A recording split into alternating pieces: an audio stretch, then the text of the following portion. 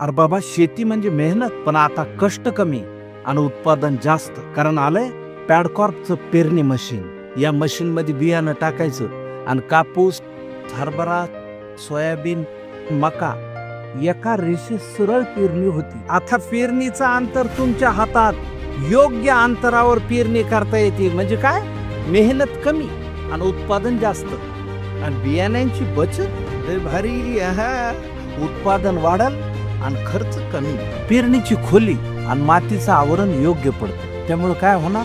बियाणं रुजणार, उगवणार आणि भरभरून पीक येणार. आणि पॅडकॉर्पचं पेरणी मशीन अगदी हलकं, सहज उचलून नेता येण्यासारखं. शेत छोटं असो का मोठं, पेरणी झटक्यात. स्टेनलेस स्टीलची दातं, त्यामुळे वर्षानुवर्ष गंज चढत नाही. म्हणूनच पॅडकॉर्प कंपनीचं सीडर मशीन प्रत्येक प्रगतिशील शेतकऱ्याचा मजबूत आधार. शेतीतला नवा काळ, कष्ट कमी, उत्पादन जास्त. पॅडकॉर्प, समृद्ध शेतकरी, संपन्न भारत.